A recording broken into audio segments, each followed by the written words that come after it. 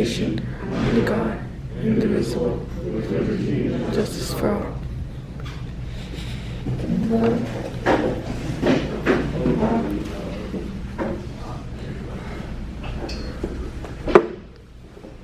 Excuse me.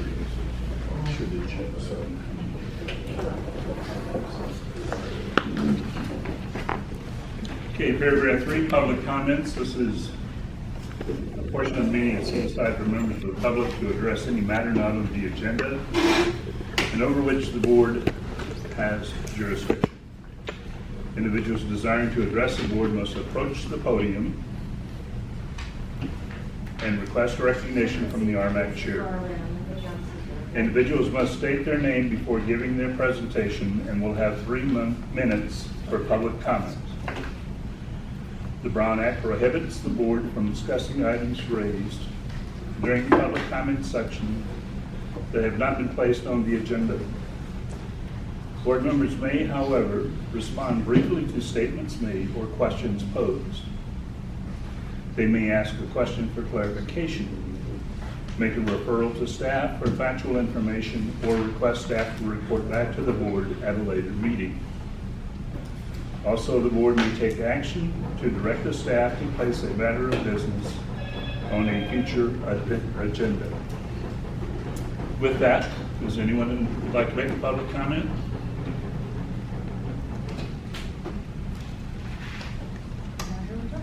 Okay, we'll move on.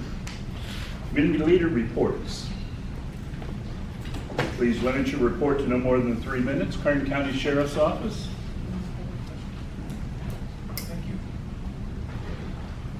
Not here. Okay, California Highway Patrol. Kern County Fire Department. Sergeant Smith just arrived. You're on the you're in the batter's box. You ready to come up already? Yeah. Just in time. Well, You came this close to weaseling out of it. yeah, you're right. Well, I got some stats for you. I've seen you guys in a while. But on the month of last month, we had 491 calls for service here in Rosamond. We had 28 violent crimes, and the rest of those, we have 1 actual burglary. And as far as the rest of those calls for service made up of, it's not misdemeanor arrest, but checking welfare, checking on people, things like that. So it's as far as whether or not the crime is increasing, I don't think it is based on the stats. But I know individuals, if they're victimized, they don't want to hear that. So but we are working on it. That's pretty much the best we can tell you at this point. Okay, thank you. Representative for California Assemblyman Tom Lackey's office, Carlo. Hi, my name is Carlo Basales. I'm field representative for Assemblyman Tom Lackey. We don't have that much to report. The legislature is out of session right now. They did pass a huge bill for the budget. I think it was $300 billion, I think, at the end of June. And in there is a $95 billion surplus, which is pretty interesting. And I like to tell you it's all done and set for, but the month of August is usually the month where they do trailer bills. They do, in other words, adjustments on the budget. So we'll know more about what's the specific spending at the end of August, not at the end of June. It's an interesting sleight of hand. I think it has to do with the constitutional demand that you have to pass a budget by the end of June. There's not much else going on. Tom Lackey's had some success in some of the laws, some of the bills, so they look like they're going to be passed. Things like funding for the marijuana, for the cannabis, to see if you're too inebriated to drive. Well, that's an ongoing subject. It's been funded every once in a while, then they go without funding, and this year they will have funding. And it's money that's being spent over at the University of San Diego they're running the test, because they want a quick and easy way of determining whether you're too inebriated to drive or not. And that's easy enough to do with alcohol, but not so much with other stuff. All right. If you have any other questions, please give me a call at the office, 661-267-7636, and we'll work with you. I've got cards. I will leave more, so you could email me. All right. 3 million. Thank you. Thank you, Carlo. Oh, well, oh, wait a minute, there is a great win. You were talking about 3 million. One of the bills that passed, that Tom sponsored, was, I think it's a 2.3 million that's going to go to fund homes for families over in Palmdale. It's an ongoing CalVet project, and they're same old thing, you know, if you don't fund it every year, You lose. yeah, well, you lose it, or everything gets stuck for a year. And so this way, they're going to finish off like 17 more homes. And then I guess next year we'll worry about the other 17. But thank you very much. Thank you, Carlo. Craig County Supervisor Representative. Good evening, everyone. Laura Lynn Wyatt, I'm the District Director for Kern County Supervisor Zach Scrivener. I have been really busy. Supervisor Scrivener's been very busy. He's been all over his district, and I have so much to talk about that I'm going to have to talk really fast, or I'm never going to stay in my 3 minutes. One of the first things y'all noticed, I just went over there and I unplugged that beautiful refrigerator. So I researched it, and we weren't sure who it belonged to at first, but it does belong to the county. It belongs to Aging and Adult Services. You guys noticed it appeared outside of the kitchen after COVID. Why is it outside? Well, we can't open the door, we don't have access to that, but there is some work that's going on in the kitchen that removed the outlet that this particular unit was using. Temporarily, they're in the process of doing the work in the kitchen, but they were not aware that it sounds like a 62 Volkswagen. So they have submitted a work order, and there will be repairmen coming out to fix the refrigerator. So that's the first thing. Second thing, Diamond Street. You're going to start to see some improvements and some changes on Diamond Street. Supervisor Scrivener, myself, members of the chamber, members of RMAC, walked Diamond Street and made a punch list. A lot of it is getting bid on right now, but the point being, there is an irrigation system box at Poplar that is continually vandalized. There will be a wrought iron cage built around that, and it will be repaired. The artificial turf that is just attracts dogs and weeds will be removed, will be replaced with stamped concrete. The ballard, the lighted ballards, they're basically either hit by a car or vandalized because everybody wants the wiring that's inside of those. Those will be replaced by large boulders that will be set into the stamped concrete. So the thought process is to clean up what's already there in a preventative maintenance manner, long term. Speaking of maintenance, there will be a maintenance contractor hired to maintain the irrigation and the landscaping on Diamond Street, and that will be paid for out of Supervisor Scrivener's discretionary money. So you'll start to see some changes there. Eagle Way and Rosamond Boulevard thank you, Dave. It was brought to my attention that that intersection should have a traffic signal.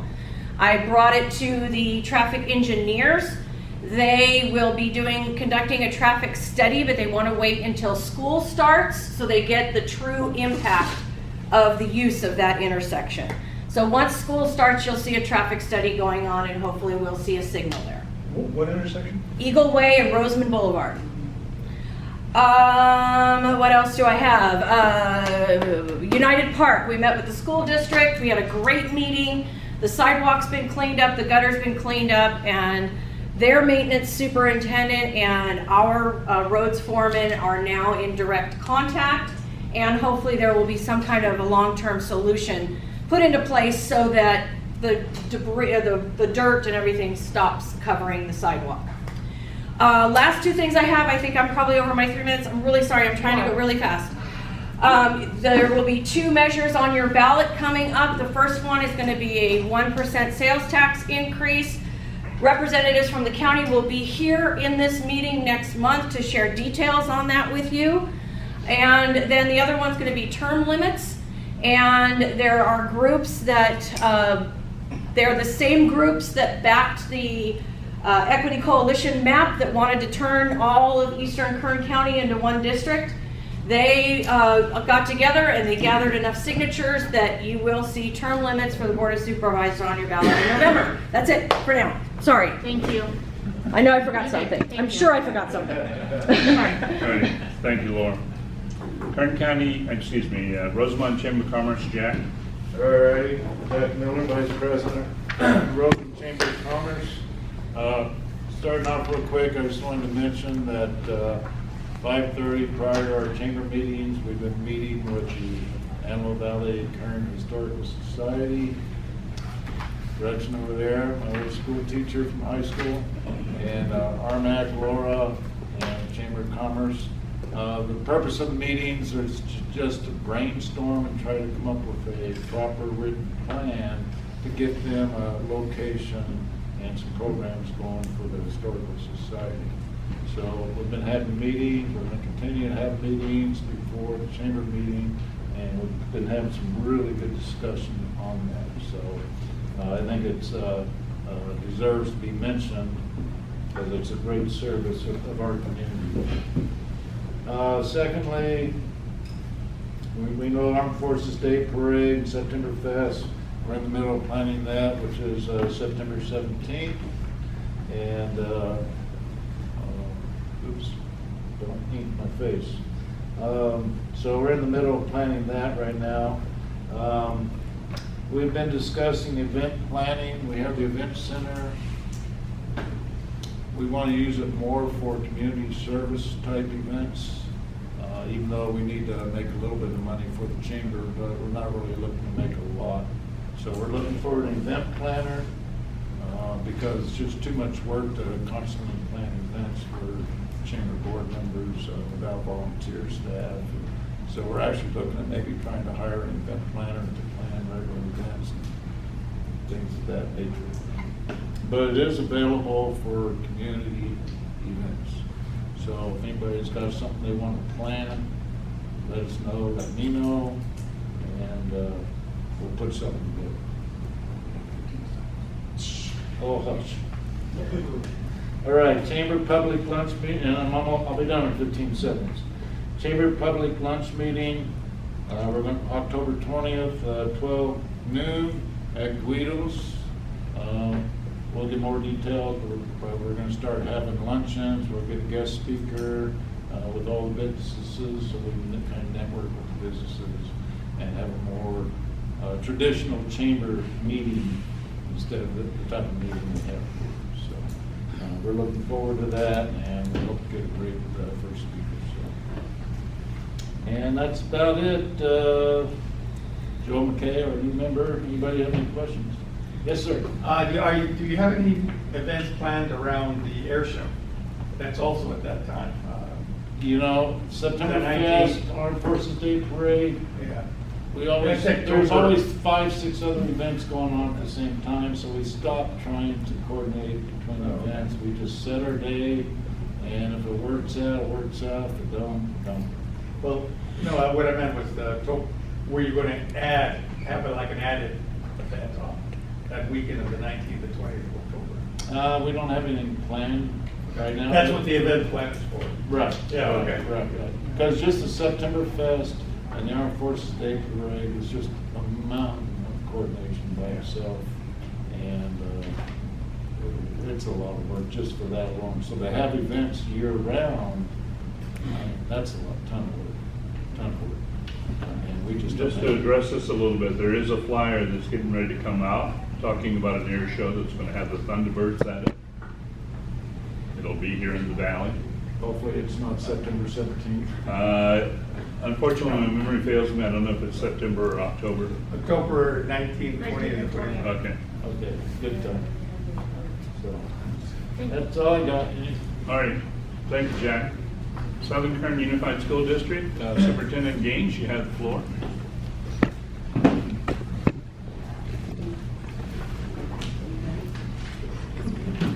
Good evening. Just a few updates from the school district. We returned to school with students on August 10th. And on August 2nd, for 4 days, we will have all of our new teachers all day for 4 days, attending various different professional development to acclimate them to the policies and procedures of Southern Kern. On August 8th and 9th, all staff members will be, we have some really top-notch presenters coming. We have Dr. Doug Fisher, who's an expert on critical reading, literacy. We have him coming to Southern Kern for the entire day on August 8th, and we have various professional developments on August 9th for our classified staff. Teachers will be on their sites August 9th with a continental breakfast and a staff meeting, and then they'll spend the rest of their day in their classrooms getting ready. And August 10, we welcome. As of right now, we have over 3,600 students enrolled, which is up for Southern Kern, probably about 60, 70 students, whether that number maintains or not. And we do see people coming in at services every single day to enroll their students. I don't know if any of you have driven by Rosamond High. Hopefully you've seen the new paint job that's going on there. We have Rosamond High is being painted, Rare Earth Alternative School, and also Abraham Lincoln Independent Study School. All three of those schools on Rosamond Boulevard are being newly painted and should be done by the first day of school. We also have new marquees going in. I believe the high school one, they're supposed to be there this weekend to start the base of the high school marquee. So we're putting a lot of money to beautify our campuses and make them more, I want to say, student, to encourage our students to want to be there and for them to have pride in the schools. Anybody have any questions for me? We have big construction projects going on right now. I think I mentioned that once before. We have 28 new classrooms going in at Tropico. That is already in DSA, so that could kick off a whole lot sooner than we thought it was going to. And we also have a new cafeteria at Rosamond High, which is probably going to head into DSA around the second week in August at the absolute latest. And that cafeteria is really, really a beautiful piece of construction. I think you'll all be very pleased with the high school cafeteria. Any questions? What's going to happen to the old cafeteria? The old cafeteria during COVID, if I had distance spaced the students at the high school, right now I have over 900 kids enrolled at Rosamond High for the upcoming year. I would have been able to put 13 kids in that cafeteria out of 800 plus. So I'm not sure whether we'll turn that into a CTE program. The band teacher is dying to get more space. There's always somebody who wants to do it. And just on one last thing, and I'm probably over my 3 minutes too, but I just want to say, some of you probably recognize, we could not find an assistant principal athletic director, and finally I had a long chat with Jimmy Johnson, who was a former assistant superintendent at Southern Kern Unified School District. He's retired. He's going to come back, and he's not really coming out of retirement, but he's going to be there to make sure that our athletics and everything are in place. We already have most of our fall schedules are already done, but I was very happy to welcome him back to help with our athletic program. Go, Jimmy. Yes. He's a former board member of this board too. Yes. Anybody have any questions? No. Thank you. Okay, the next item is the Antelope Valley Citizens for Responsible Use of Water. Randy Scott could not be with us this evening, but I do have an item that I'm going to read from him. As follows: we are in the third year of drought and need to use less water. January, February, and March had the least rain and snow in over 100 years, with just 6 inches of precipitation observed across the Sierra Nevadas. These warm, dry months overshadowed gains in precipitation at the end of 2021. Snow melted faster than expected, reducing snowpack to just 38% of average by April 1st. A growing body of evidence is starting to show that our current drought is an extension of the 2012-2016 drought, interrupted by just a few wet years. Precipitation in California so far this water year is well below average and may turn out to be one of the driest years on record. Currently about 4th driest so far. The snowpack in Northern California is currently about 16% of normal, and there is none left in Central California at this time. The reservoirs in California mostly average between 30% and 60% of capacity, which is about 40 to 80% of historical averages, with a few somewhat higher than that. For our 93560 area, the California Water Watch shows that as of July 18, 2022, our annual precipitation is currently at 4.97 inches versus our annual average of 7.86 inches. Currently, the aquifer below us in the Antelope Valley is holding at a pretty steady level. So for those individuals and entities that pump groundwater, that is good news, but does need to take into account the pumping limitations imposed by the adjudication. Okay. Anyone here from Edwards Air Force Base? Okay, we're going to move into committee reports. Okay, bylaws update. The bylaws committee met on Friday, the 15th of July. We finished doing some editing to the bylaws, and we have printed it out and distributed it to the supervisor as well as county council, and also back to the committee members so they can double check all the corrections that were made. We are looking pretty good in that regard. Hopefully we'll see something more definitive next month. Okay, Jim Hill ad hoc update. Lisa, you have the floor. Okay, so our ad hoc committee actually met on Tuesday, July 12th, right here at Home Hall. We did have a presentation the month prior. They gave us all at that time, their presentation on a thumb drive, which we distributed to all the members of the committee. We've looked it over, we've all read everything, we've asked a million questions. The EIR is not out, so right now we are kind of at a standstill with our committee because there's nothing, we can't go farther than we've already gone because the EIR has not been distributed. As soon as the EIR is completed, we will meet again, of course, and then possibly call a special meeting. So Jim Hill and Cal Portland can come and give a presentation to the community, and at that time, we'll move forward. And that's all I have. Okay. Does everybody know what an EIR is? Environmental Impact Report is what it is. Okay, moving on, strategic planning ad hoc update. Laura, you have the floor. Okay, thank you. Good evening, Chairman and members of the RMAC board. Your ad hoc strategic planning committee consists of myself, Chrissy Olson with County Council, and in case you guys think I'm a nut and I just like to run around the room, Chrissy with County Council is on speakerphone so she can hear the meeting. And the acoustics of the room, there's moments where she can't hear, and that's why I run around.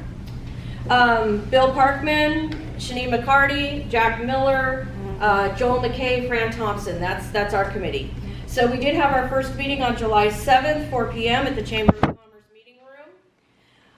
Our intent is to present this board with a final finished strategic planning product.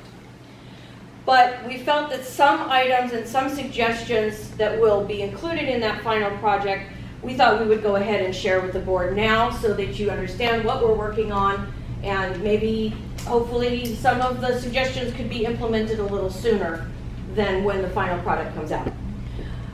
2 topics were discussed at the July 7th meeting: policies and procedures, short-term goals and projects. Policies and procedures recommendations will be shared at a later date. This section proved to be quite technical and involved and lengthy. Therefore, more than one meeting of the committee is going to be needed before we present that topic to the board. I sat in on the ad hoc bylaws committee meeting. That was part of our policy and procedures discussion. It looks like that's moving forward quite nicely, so that's awesome. Next topic was short-term goals and projects.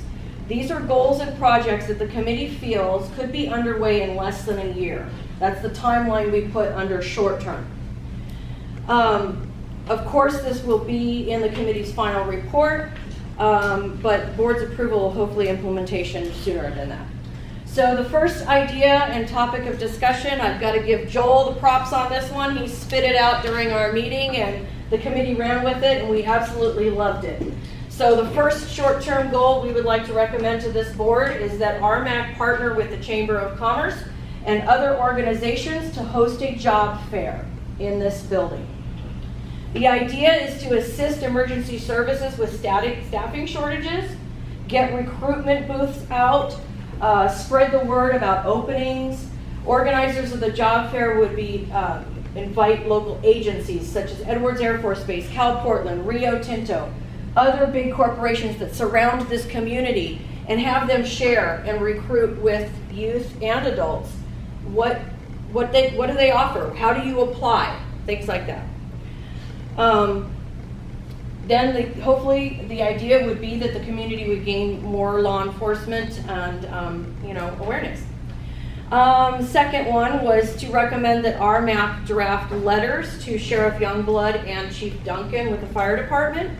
With board approval, a letter would go to each department from RMAC on behalf of the residents asking for better staffing levels in the community. A letter could be done every 6 months and include some personal accounts from your residents when they come to you and tell you stories about things that they've been through. Third, community cleanup events hosted by RMAC. This, I know you guys have done these in the past, but this is a twofold section. One, RMAC could partner with Keep Kern Beautiful. I can arrange for that partnership. They supply free supplies. Several times a year, you can have community cleanup days in areas of the community that need trash removal. Second idea, RMAC to host a bulky waste day, partner with your beautiful waste management. Ask them to bring dumpsters to the Hummel Hall parking lot where people can bring their old sofas, their mattresses, whatever it is that they need to dump. In the past, We do. We actually just had them 2 weeks ago. Or a week great, ago. great. Added to that, maybe bring in a shredder, document shredding company, or an electronic waste company, things like that. So that's our idea. So these are just a few short-term ideas that we wanted to share with you this evening. Of course, we will add more as we have meetings. But thank you for your consideration, and the committee will be meeting again on August 4th. Thank you. Okay, paragraph 6, old business, ethics training and sexual harassment training. Majority of our directors have completed both. We have one director that still needs to work on both, and they're expecting that to be completed by next month.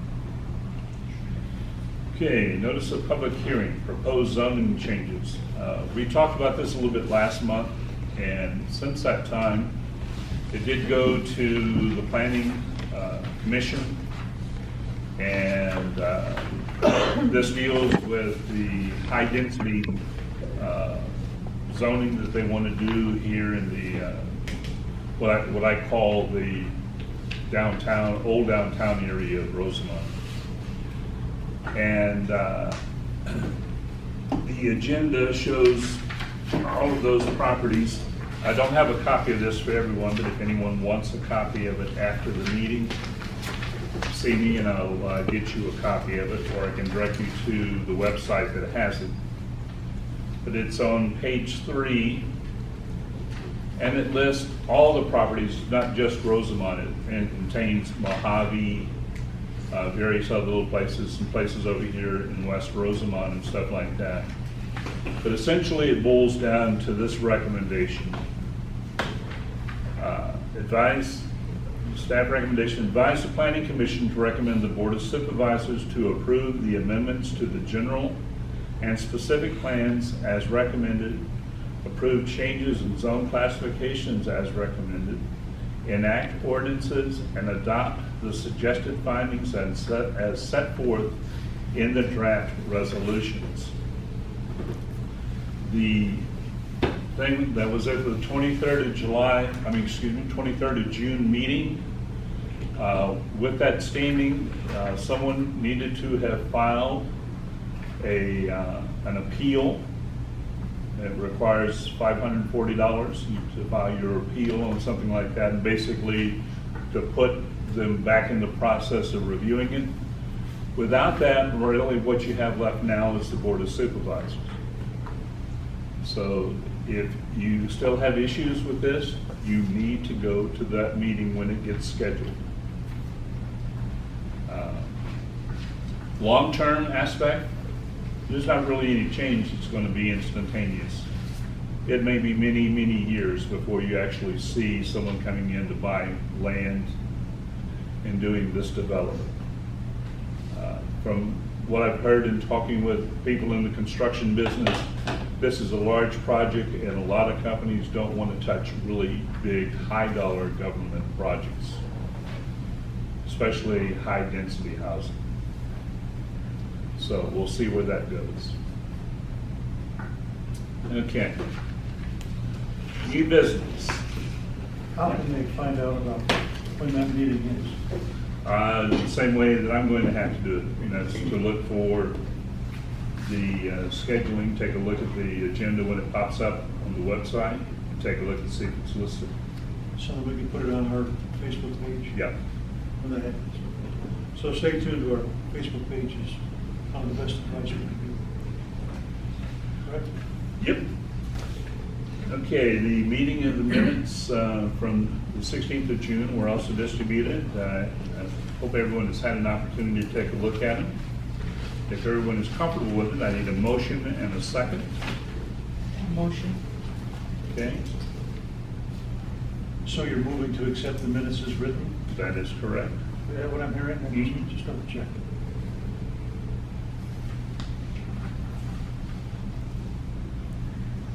I was not in attendance. I'm seconded. Okay. Okay. Motion made by Tim Blakely and seconded by Dennis Schaffner. All in favor? Aye. Any opposed? Any abstentions? With that, it carries. Okay. I'm going to go ahead and move to our guest speaker tonight. We have two gentlemen here from Gem Energy Storage Center, as well as Common Sense Consulting. And with that, gentlemen, I'll turn the floor over to you for the presentation. I'll introduce myself first. My name is Russell Johnson. I'm with Common Sense Consulting. Been in Kern County my whole life, other than the couple of years I spent at UC Santa Barbara. Today we're introducing Hydrostor, and it used to be referred to as Gem Energy Storage Center, but it's going to have a brand new name, and Kurt Hilbrand with Hydrostor is going to introduce that to you, and he's visiting Kern County today. So Kurt. Thanks, Russell. Good evening, everybody. My name is Kurt Hildebrand with Hydrostor. I'm Senior Vice President and overseeing our development of our Willow Rock Energy Storage Center. As Russell mentioned, until this week, it was referred to as the Gem Energy Storage Center. We were recommended by the county to potentially change our name to avoid confusion with Gem Hill Mine. And with the two projects going forward on significant permitting pass, we did change our name to Willow Rock. And we're excited to talk to you about our project today. We'll be busy developing this project for well over the next year, so this may be the first you will have heard of us, but it won't be the last. What I'd like to do tonight is, hopefully folks can see that all right, give you a brief background on Hydrostor, our company, and our technology, advanced compressed air energy storage, and give you a quick overview of our Willow Rock, formerly GEM Energy Storage Center, its location, its technology, its impacts to the local community, economic and financial. And please stop me with questions along the way. Hydrostor was founded in 2010. We're headquartered in Toronto, Canada. And we do have 2 operating facilities. They're both smallish, but we do have operating revenues from those facilities. Our technology is called advanced compressed air energy storage. We have a video that explains it a lot better than I can do with hand waving and the like. But we're very excited to announce in January this year that Goldman Sachs did invest $250 million into our company. It's after significant due diligence on our company and our technology. What we've done over the last 12 years as a company is really fine-tune our advanced compressed air energy storage technology and bring it to a point where it's ready to go utility scale and mainstream into the storage sector. We do have 900 megawatts. That's 2 projects here in California that we're proposing. One's over in San Luis Obispo County. It's 400 megawatts by 8 hours. The Willow Rock facility is our lead facility in terms of timing, and it's 500 megawatts by 8 hours of storage. That's a huge storage project by any measure. Some of the battery projects that you've heard about probably being proposed around the county and in other spots in California, typically 100 megawatts times 4 hours. That's kind of a standard size.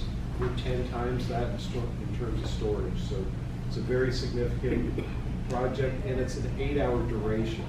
We fit into what's called a long duration energy storage sector, if you will. Batteries are short duration, 2 to 4 hours. When those batteries go dead, they're no use. It's like your iPhone, if it's dead, it's no use to you. Wouldn't we all love a longer battery? We have an 8-hour capacity at 500 megawatts. And 500 megawatts is about 400,000 people's worth of electricity, so it's a big project.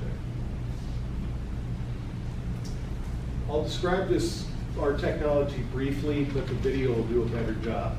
Simply put, we build on about a 100-acre footprint. What we do construct is subterranean caverns in bedrock. That's at a depth of about 2,000 feet. We utilize air, water, and rock. Those are the very essence of our technology. When we charge the battery, we compress air and inject it down into these caverns. We also have water that will rise to the surface and maintain a constant hydrostatic head pressure on that air. So when we charge, air goes down, water goes up.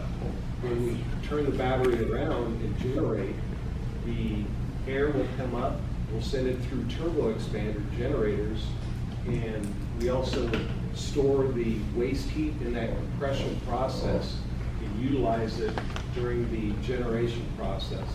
This is a very unique aspect of our technology. By doing this, we do not require any natural gas consumption, 0 emissions from this facility. So it's very clean. We don't consume water. We simply use it as a hydrostatic head. It goes up and down, and we don't utilize it in the process at all. And again, we'll have a video here to explain a little better. Is this a closed system? It's a closed loop system. You're going to be able to swing this. This is on YouTube. It's 4 minutes long. If folks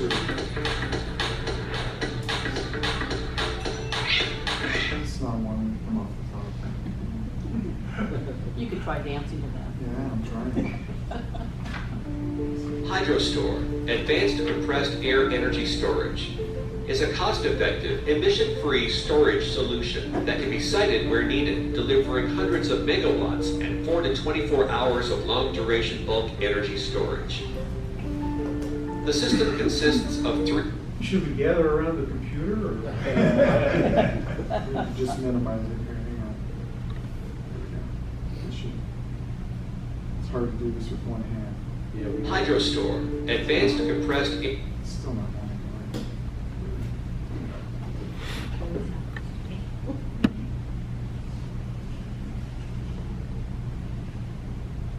Those kids are praying it's gonna work. It's my kid at his kindergarten. Maybe we can do it. Here we go. Here we go. Oh, there you go. Energy storage is a cost-effective, emission-free storage solution that can be sited where needed, delivering hundreds of megawatts and 4 to 24 hours of long-duration bulk energy storage. The system consists of three main components. First, the plant, which includes a compressor and turbine generator, thermal management system, and balance of plant equipment. Second, a closed-loop water reservoir, providing hydrostatic compensation to maintain the system at a near constant pressure during operation. Lastly, the system utilizes subsurface infrastructure, which is constructed using proven industry-standard mining techniques, including a blind bore shaft and purpose-built air caverns. Here's how it works.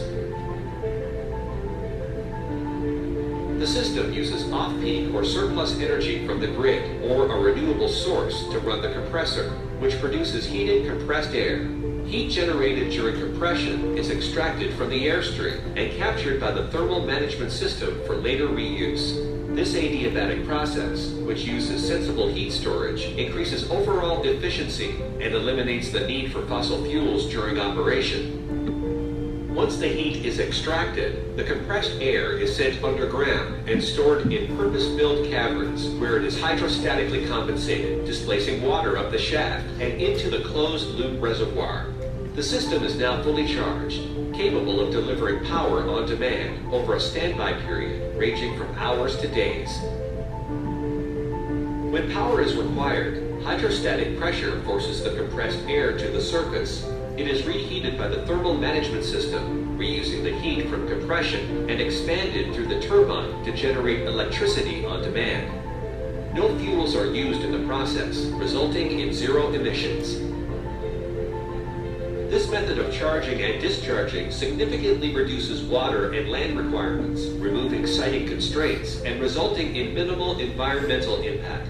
Hydrostor Advanced CAES is as reliable as pumped hydropower, but without the geographic or siting constraints. The key benefits of Hydrostor Advanced Compressed Air Energy Storage are bulk-scale long-duration energy storage, delivering hundreds of megawatts and 4 to 24 hours of duration.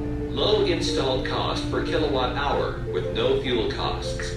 No hazardous chemicals or use of fossil fuels. A proprietary built air accumulator allows for flexible project siting. System life up to 50 years with effective unlimited cycling. Built entirely from bankable equipment from Tier 1 OEM suppliers with decades of proven operation, providing low development risk through performance guarantees and bonding availability. Charge, discharge, and storage capacity are set independently to optimize system design. Synchronous generation provides rotational inertia, supporting electrical grid stability and resiliency. The system also delivers voltage support, spinning reserve, black start, and frequency response. Adiabatic process reuses heat from compression, resulting in enhanced round-trip efficiency. Hydrostor's technology is uniquely suited to help address electricity system needs for dispatchable capacity, including fossil plant and mine repurposing, as well as renewable integration, transmission deferral, and behind-the-meter or remote applications for mines and large industrial operations. Hydrostor, advanced compressed air energy storage. Any questions at all on the technology? And are those just strictly pressure vessels down on the ground, or is it on? They serve as pressure vessels, correct. They're just bare-faced bedrock walls. We mine out the cavern. We'll talk about the more specifics of the cavern, but they're designed to hold either air or water or both, depending on the charge cycle. What kind of assurances do you have that there won't be migration in the water table from these tunnels, particularly bedrock? Great question. We will conduct numerous inspections, geologic approvals and engineering approvals when we construct the caverns. We'll do grouting and any other surface treatments that we need to assure. We're not going to locate the caverns where there is an active water table. That's contrary to our objective. We want a airtight, watertight, sealed system. So we will locate the caverns above or below water tables, most typically below. Have you all figured out where the water table is in that area? Yeah, there's a couple of them. We got a rig out at the site right now. We'll talk about where the location is. We understand there's an aquifer at about 150 feet in this area, and another more prolific one about 700. So the shallow ones are perched aquifer? Yes. Then maybe we'll look at that. Yeah, and our cavern depth will be on the order of 2,000 feet below surface. And I'm sorry, where did you say it was? How far from the site? The water table? Yes. Well, the water table's all around underneath us, and this is a vicinity map of the project site. To address your question, this is Willow Springs Butte. Here's the raceway right here. This is Rosamond Boulevard, and this is Willow Springs Tehachapi Road. And again, I can be happy to email this presentation to folks. I know this is a little hard to read. We're on the northwest side of Willow Springs Butte at the corner. This is Hamilton Road here in Tehachapi, Willow Springs. And there are wells all over this area. Yeah, one thought that went through my mind as you were talking about this, we're talking about a fairly large shaft in order to go down to install, to build, well, carve out the caverns. Correct. And it's well below the water table. Isn't that a problem? No, it will be cased, cemented in steel casing. We'll have 2 or 3 large blind bore shafts that are 8 feet in diameter. So How we many? can get 2 to 3, and then a couple smaller ones as well. But just like with oil and gas wells, they're cased and cemented in place when they go through water tables and produce oil and gas, below that, and produce it through that water table in a cased production line. You guys speak up, right? So, I posted this project on the Facebook page. It got a lot of response from people. Their main concern is the water tables. And so that's a big thing when you go out and talk about this, is it's gonna destroy our water system. Well, that's why we're here, to help educate folks with the actual facts. And firstly, we couldn't do it if we tried. We wouldn't be allowed to. I'm a Californian, born and raised. I know it's a drought. I would never advocate for a project that is going to cause harm. We'll talk about the water in detail. Our water use is very modest relative to other uses in the area, farming or municipal. And we actually, in our compression process, when we compress ambient air and store it, we condense the humidity in the ambient air and produce fresh water out of thin air. So our project in San Luis Obispo County, given that it's more humid over there, we actually will be a net water producer, fresh water at the end of the year. We make water out of thin air more than we lose through evaporation and seepage. Here in the drier climate of Kern County and Antelope Valley, we expect to be losing about 20 to 60 acre feet a year in terms of total water makeup required at the end of the year. why don't we keep moving into the presentation? We'll talk about water in more detail. We understand that is a critically important element, and we'll talk about that in detail. Just to give folks an idea, this is, again, Willow Springs Butte, kind of hard to see. This is our project location. This is the Whirlwind substation, the newer Southern California Edison substation that was just built. There's a whole lot of solar being built in this general vicinity west of Rosamond, and we have a number of potential transmission line routes, and that's about 11 miles, 230 kV single pole. Yes. How many years has projects like this been around, and where in the world are they? 0. These are our first 2 utility scale projects. We do have a couple of smaller projects that are in operation, one outside of Toronto, Canada. But this is our lead project, both in North America. We do have a similar project going in Australia right now that's a little bit behind this one in terms of timeline. But these are the first, what I like to describe as our flagship project right here in California, and nationally, internationally, is going to be right here outside of Rosamond. And that's very exciting for me as a developer, but also we will treat this as our flagship, and we will do everything right to make the community happy, and this will be a real attraction for the energy industry worldwide. Yes? Now, with this technology, how, other than jobs and stuff like that, how is it going to benefit Kern County? Is Kern County going to benefit from this energy? We do not have a similar property tax break like solar. Our investment in this facility will be well north of $1 billion. So that is a very significant benefit for the county. You guys are asking all my questions that I answered. No, the reason I bring it up was the solar it's a real sore spot for me. I grew up out here. I love the desert. They're ruining the desert, and all the energy goes to LA County. They don't want the hardware in their backyard, but they want the energy. We don't get the energy, but we get the junk up here, per se. Was that the one-time fee of the $1 billion tax? The That's our one-time? capital cost. Okay, thank you.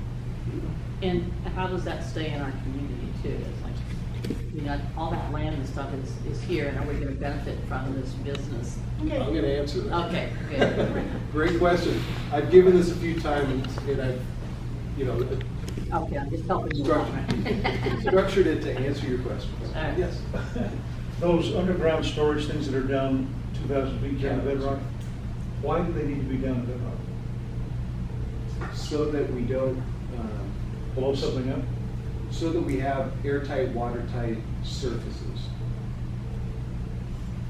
Oh, We can't compress air into sandstone because it'll just dissipate in the sandstone formation.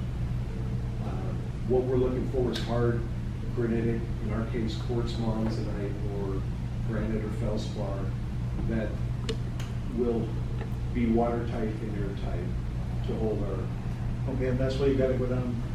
And 2,000 feet is about 800 PSI. That's generally what we're looking for to. Oh, okay, so it's a pressure thing. Yeah, it's the hydrostatic head. It's like if you went diving down in the ocean 2,000 feet, it's a lot of pressure. That's what we're looking for to maintain that compressed air at a high pressure. You got one more question back there. Yes? I have 2 questions. First of all, tentatively, how long before this project actually begins? Oh, there it is. Okay. The second question is, will there be job possibilities for people in the Antelope Valley, specifically in southeast Kern County? Not only will there be, it will be mandated as part of our conditions. We'll talk about the Energy Commission as well. There's a lot of information in this presentation. Great question. And as far as schedule, this is too hard to read, I understand. We're here in the early permitting part of the project. 2023 is when we will be the rest of this year and then into 2023 we'll be very busy with the California Energy Commission, Kern County, and other various state, local, and federal agencies in the very public review process for this project. There's going to be a hearing in Rosamond in August, what is called the informational hearing. The California Energy Commission out of Sacramento will be the lead agency, CEQA equivalent agency for this process. They're going to have an informational hearing here in town. The date tentatively is August 11th, and that will be publicly noticed. Folks are invited to attend. We'll go through a very detailed presentation. The Energy Commission will describe their process. Having been through it upwards of 10 times myself, it's second to none in terms of the depth and breadth of the environmental analysis that we'll be going through for this project. It's very intense. It's very public. Public comment is welcome. And so anybody that has questions will be given a seat at the table to get all their questions answered. It's much more public and elaborate than a county level EIR. So if you're interested, you'll learn more about advanced compressed air energy storage than you ever wanted to know. We expect to, just wanted to finish up on schedule.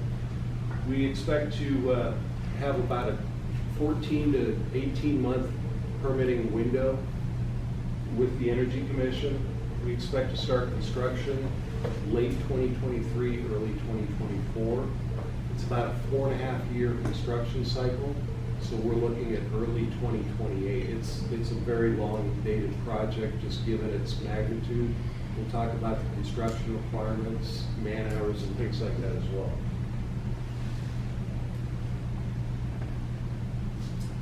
Too hard to see, but this is a general picture of our site parcel.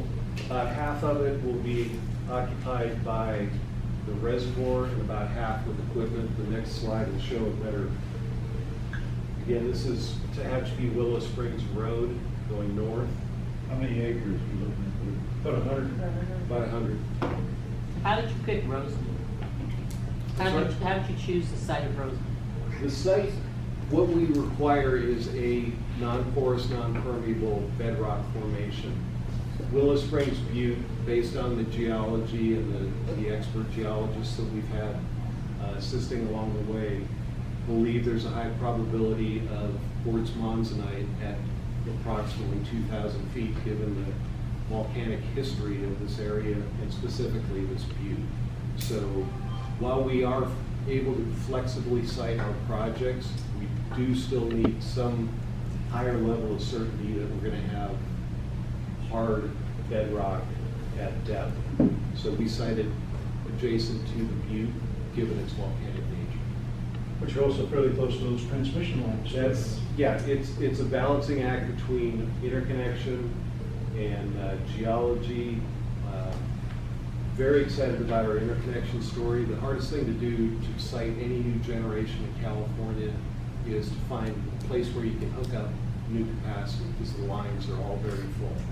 So just in the last couple months, we did receive all 500 megawatts of deliverability for this project. We have customers that are, we're in advanced negotiations on offtake agreements. So we have all the critical elements in place to make the success. We have buyers, we have a pathway to market, and we are advancing along with the permits as well.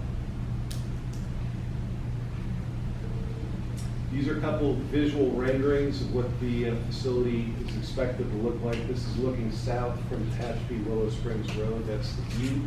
This is our turbine hall.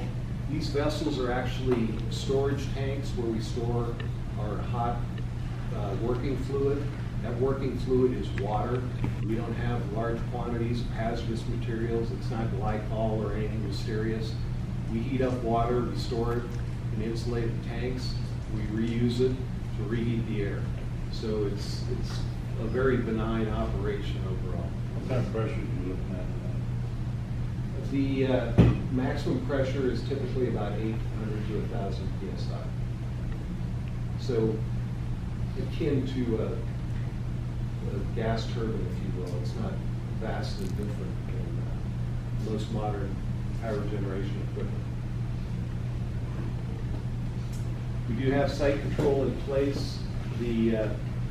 What we've focused on is utilizing existing technology and deploying it in a slightly different way.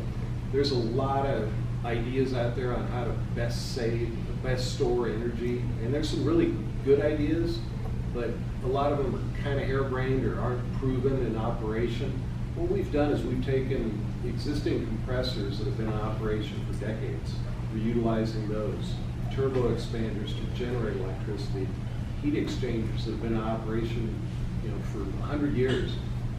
All the equipment in our facility is proven, it's financeable, and that's why Goldman Sachs invested $250 million in this, because we're not inventing a new mousetrap. We're just deploying existing proven technology in a new, unique manner.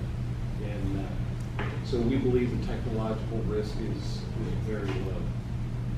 We talked about our interconnection into Whirlwind. There's also a proposed LADWP substation to the south that could be an opportunity, but LA, we're not certain if they're going to go forward with that. Water needs. We get that water is a critical element in California. I'm under water use restrictions. I think everybody in this room, if they're not already, you will be real soon. We get it. We've designed this specifically. We could have done a pumped hydro project where you have 2 dams, pump the water up, and to store the energy and flow it downhill to generate electricity. Those pumped hydro projects use 20 to 50 times the amount of water we do. They evaporate because they have large surface areas. We have a very small 20-acre reservoir in total. I'm sorry, did you have a question? Yes. With the increased production of energy here, is that going to mean we're going to have more transmission lines leading out of the valley to other places? Our project is envisioning about a 10.5-mile line. I have a slide in here that I showed earlier. It runs west, basically north of Rosamond Boulevard. That corridor is pretty packed with transmission lines. Ours will run, this is Rosamond Boulevard right here. This is Tehachapi, Willow Springs. This is our project. We envision running through basically the solar fields that are being built out here, the solar farms, and staying off Rosamond Boulevard, just running through open scrub and solar farms. But that's the total need for our project as far as transmission goes. So you're tying into the solar grid? We're tying in over at the Whirlwind. This is the Whirlwind substation. That's where Rosamond Boulevard dead ends. 170. Yeah. These are the wind farms out here. And again, there's a whole lot of construction out here currently for solar. And I'm sorry, what road is that going down, your power line going down? Is that going down Hamilton? No, this is Hamilton here. We envision going a mile or 2 down Hamilton and then cutting down to Ironi, which is the dirt road. Uh-huh. And again, this is virtually all under construction here. And we do have alternate as well, just based on the availability of the rights of way and other biological. And Okay, there is an alternate route. there are. That's- These are okay. the other lines that we've surveyed for. Okay, thank you. Yes? There's a historic community out there called Willow Springs. It was active from before the turn of the century. That isn't going to affect that, just north of Hamilton, between Hamilton and Truman, right here to the northwest of where your site's going to be. That's not going to be affected. Now, we're going to be a mile or more north of them. I don't think they'll even be able to see us, quite honestly. I haven't triangulated it. But part of the Energy Commission review, all these visual renderings from key observation points, folks will know just what it's going to look like from wherever they want to have a look from. Well, I was just curious because that is a historical landmark. Yes, it's a neat little community. So they, yes. Didn't there used to be a stage stop there? Yes, there did. Isn't it where you caught the stage with that? It's actually still there. Yeah, there used to be. Still there. There's an Adobe stage. I remember seeing it there.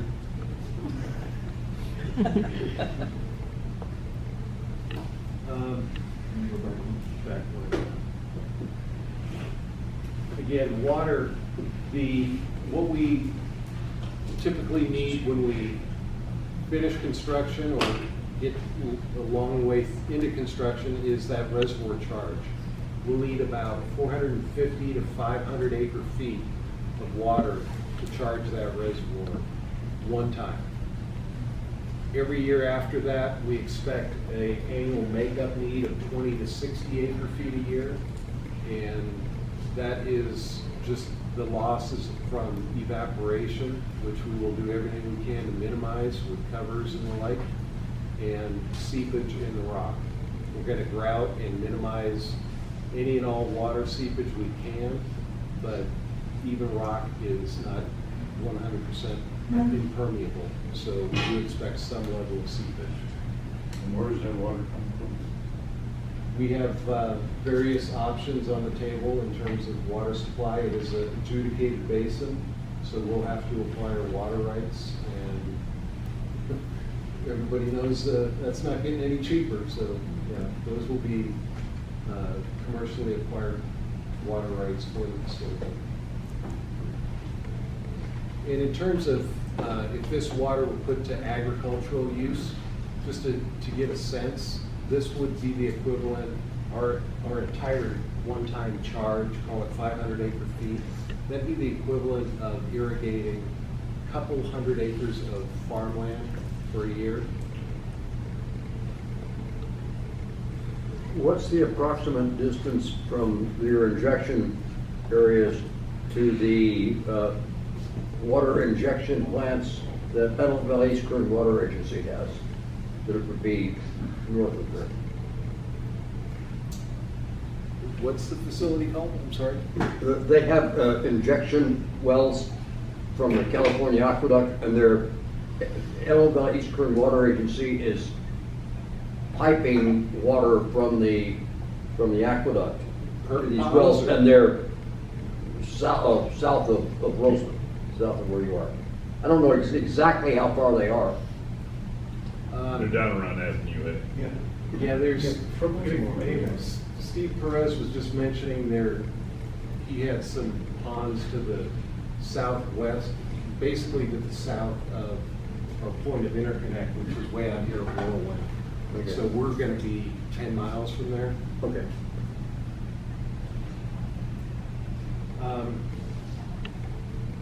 Again, this number would be much larger if we did not produce fresh water out of thin air. Again, we can have a marketable, saleable net freshwater production stream from the project we're advancing in San Luis Obispo County, just given its more humid environment. The geology, but it's 100 yards by 100 yards cubed. So it's a football field cubed in total volume. We're going to design the facility. We're attempting to use all that rock on site for our reservoir and other on-site uses. There may be some need to truck that off. It's going to be aggregate grade rock, or else we don't have a project. The cavern's not sufficient geologically. So it will be a commercial product that we will utilize for aggregate. Will meet or exceed all noise standards, and again, no natural gas use, no emissions. How abundant are these type of geological locations? The general rule of thumb that we use at Hydrostor is almost half of the land area of the planet would likely be suitable for this type of application. I'm not so convinced that it's quite that high personally, but even if you call it 20% of the available land mass of the earth. If you have, that would have suitable bedrock in a couple thousand feet, that's a whole lot of locations around the world. The installed cost will be north of $1 billion. It's a very significant construction project. Expect a average workforce of about 250 workers for about 4.5 years. Peak construction workforce of about 800. And we expect about 2 million man hours of total construction labor required. That's a very significant endeavor. We expect 25 to 40 full-time equivalent positions just inside the fence. We'll have a lot of maintenance and support facilities or requirements outside of our plant operating and maintenance staff that will contribute to additional regional economic benefits.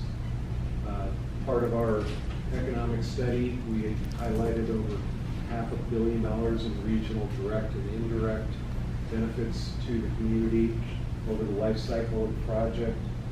Significant contributions to the local property tax base. Again, we don't have a solar exemption or any other exemption. And we're committed to working closely with Kern County, the community of Rosamond. We want to be a long-term respected community participant, and we'll be busy permitting this project for the next year plus. So any and all concerns will be addressed in that process. But certainly appreciate the opportunity tonight to listen to it. What's service-wise for this project? At least 50 years. Batteries are 10, if we're lucky, the large utility scale batteries, and they decline first day of use. This will not do either of those. It will be full output in the year. Yeah, the amount of energy and stuff. We have so much solar that we can't turn it off. We can't use it during peak generation hours. So Arizona doesn't even want it. Nevada doesn't want it. We have to pay them to take it.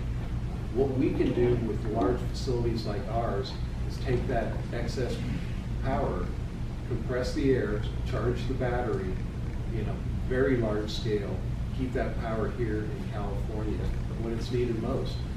The California Independent System Operator, the state entity that runs the grid, they issued a report that they expect California to be up to 7,000 megawatts short of generation this summer. 7,000 megawatts. We're about 70,000 megawatt peak load as a state. It's 10% this year. This is 5 or 6 years off from being operational. So batteries are a step in the right direction. Diablo Canyon's likely to retire. There's not a lot of new generation going in. The state really needs the California Public Utilities Commission approved and mandated over 11,000 megawatts of new storage be built. This is one of the byproducts of that mandate. That's the largest procurement order in the history of the state by far. 11,000 megawatts, that's about $30 billion of investment. So we're all going to be paying for that, but hopefully it will be installed and help keep our lights on. So where is this electricity going? Is it going to a different county, or is it going to be kept local? It will be fed in physically into the Whirlwind substation. The analogy I give in terms of the physics of electricity is fully analogous with a water and piping system.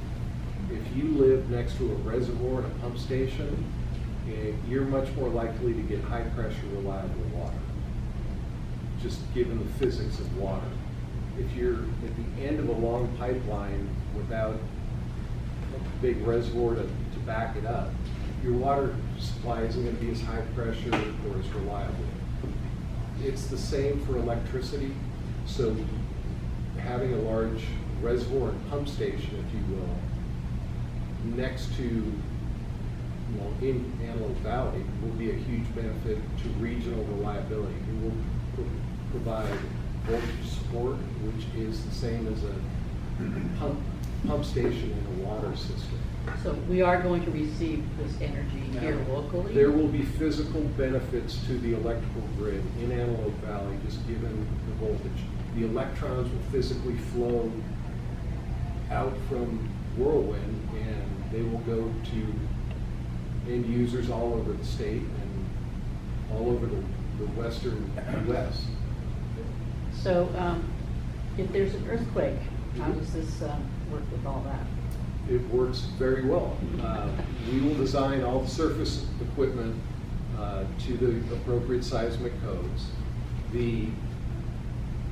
This is a complex subject, but I'll give you a quick summary. Our geologist summarized it by saying, if there's an earthquake, the safest place to be is in the caverns. The waves of an earthquake manifest most significantly at the surface. When you're down below, there's very little motion relative to the surface. So it will be analyzed in great detail in the Energy Commission process. I can assure you that it will not be permitted, financed, nor built if it is not seismically sound.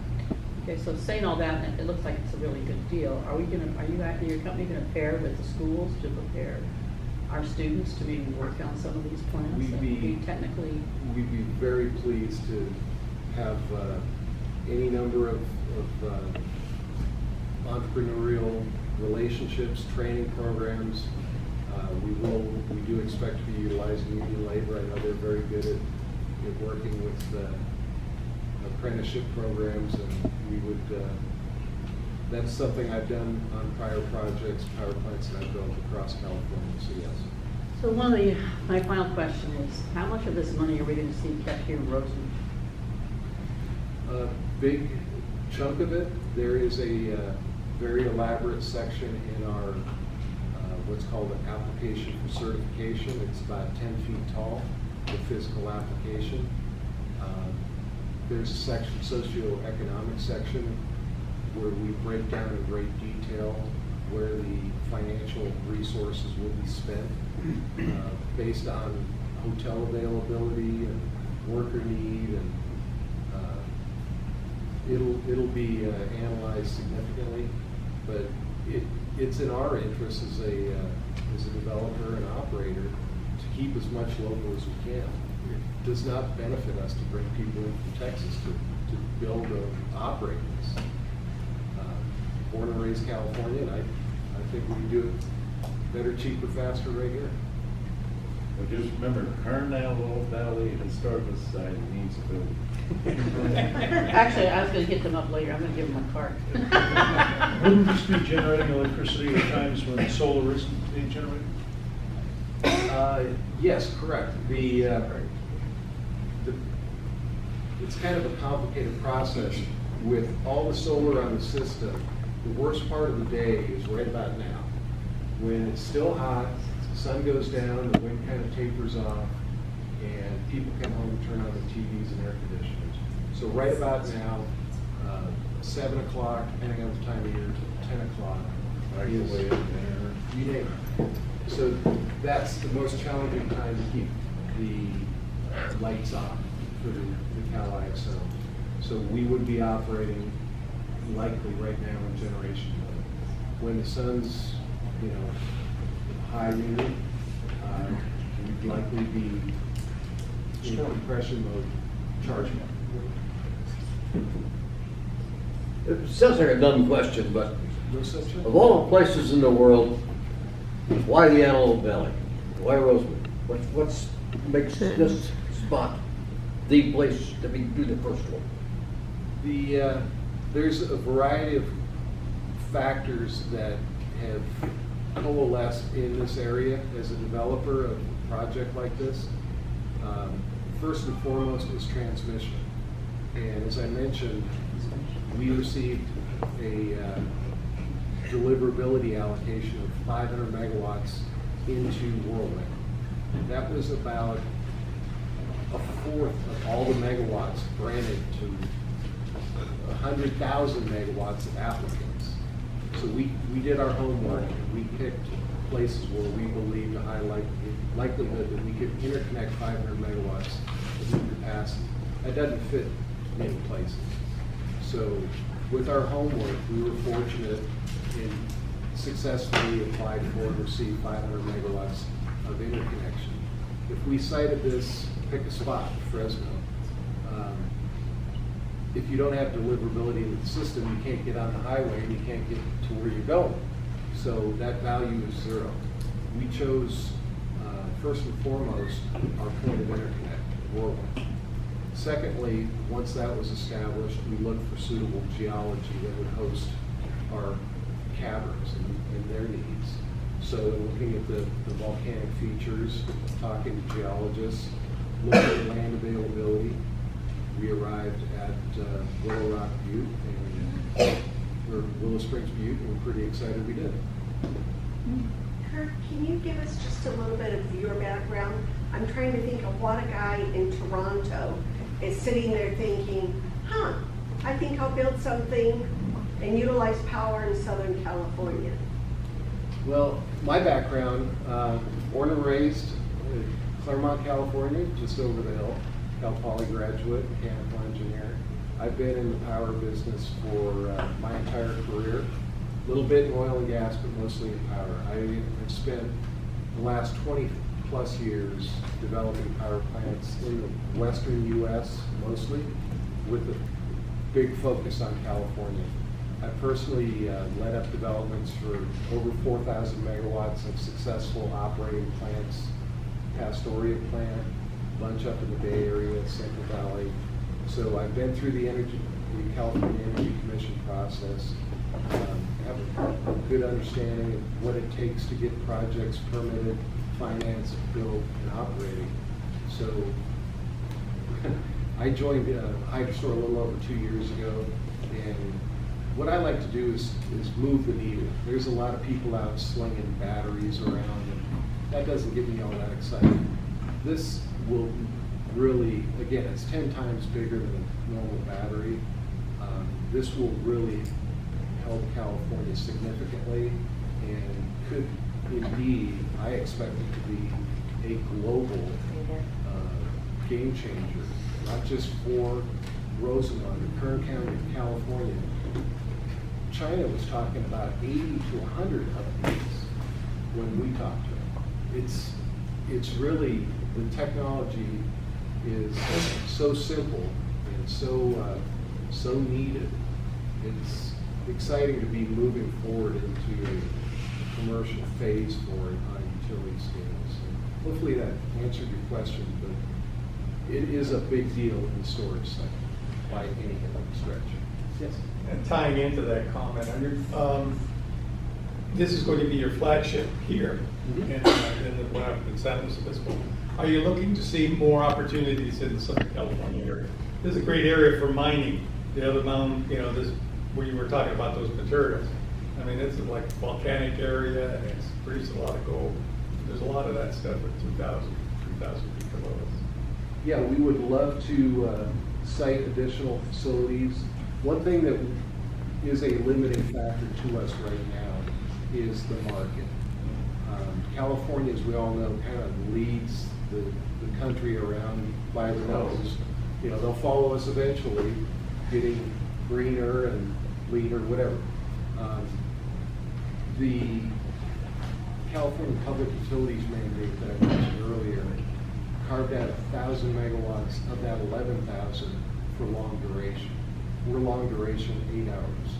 So the utilities in California have to acquire 1,000 megawatts of stuff like us. No place else in the world has that. California's it. There's other states that are moving forward with it. But again, this project is half of that entire statewide procurement. We've got 400 megawatts over in SLO County, that's 900 megawatts.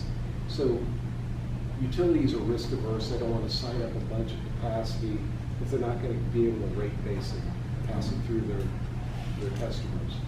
So that's a long way of answering your question. We'd love to build more, but the customers, utilities, and community choice aggregators, they're not so excited about sticking their neck out if they don't have rate-based assurance that they're going to earn that money back. Well, thank you very much, Kurt and Yeah, Russell. sorry. This has really been very informative. I'd like to ask you guys to periodically drop in and visit us, give us updates on things and stuff. I think it will help a lot toward making the community more comfortable. And I think it would be a good thing to start partnering as early as we can. Indeed, it'd be our pleasure, and thank you for your time and attention, very much appreciated. Thank you. Okay, with that, let's go ahead and move on into our general election, November 2022.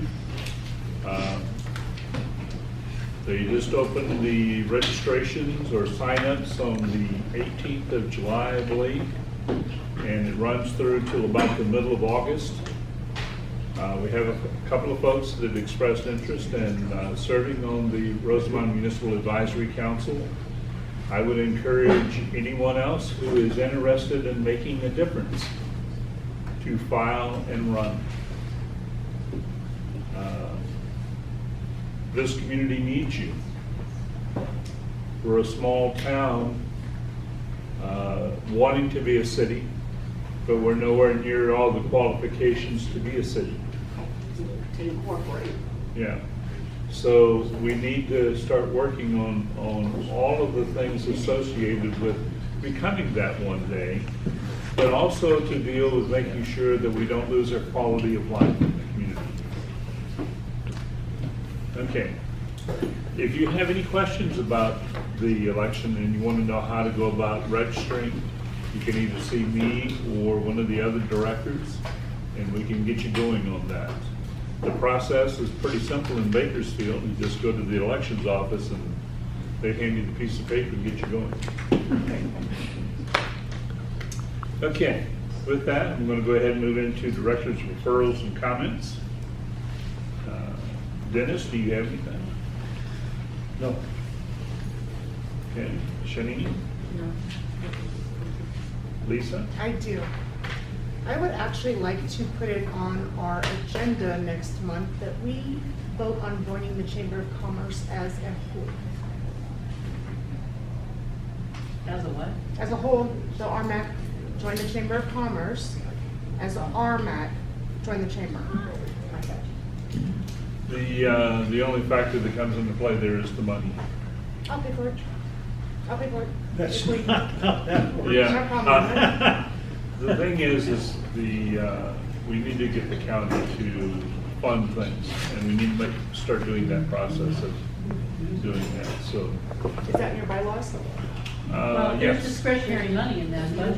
There's $10,000 that is supposed to be. Okay, well, we'll figure that portion out, but I just think that we do need to join the chamber to show community unity. I don't disagree with you, Lisa. It just is a process that we have to go through. Anything else? Can we put it on the agenda for next month? Mhm. Okay, thank you. And no, sir, nothing else. And Tim? I have nothing.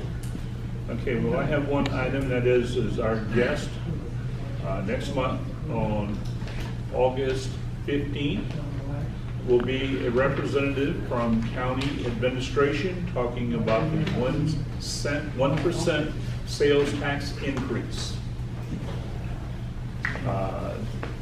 Very informative, a lot of information that needs to be absorbed. This money is intended for the unincorporated parts of the county. And you know how badly we're underserved right now. So I encourage each and every one of you to attend that meeting next month. What date was that one? August 15th, I believe that's a Thursday. No, it's a Monday. Yeah. Okay, must be August 18th. The regular RMAC meeting. Okay. Yeah. Not a special meeting. 18th. Yes. Oh, it's the 18th? Yeah. It's the regular Oh, thank RMAC God, meeting. because the 15th is my wife's birthday. I would be dead meat. Where's your dead meat? My brother's running cold over here. Oh, All right. No, remember what I forgot. Okay, so I would still anyway, love to have the planning department come and do a briefing on the planning process. okay, well, we can look at September or October. Okay. It'll be October, November. Well, we're gonna have to have a candidate for him in there somewhere. Yeah, when is the election? November. November? Yeah, I think it's the first week of September, So I mean, October will probably be November. that. So it would have to be at the October meeting if we have a candidate Right. for him. Right, so September would be a good time for the planning commission. And how many vacancies do we have? Or how will we have by then? There will be for RMAC, are you speaking of? Yes. So there's 4 of us that are up for elections. Okay.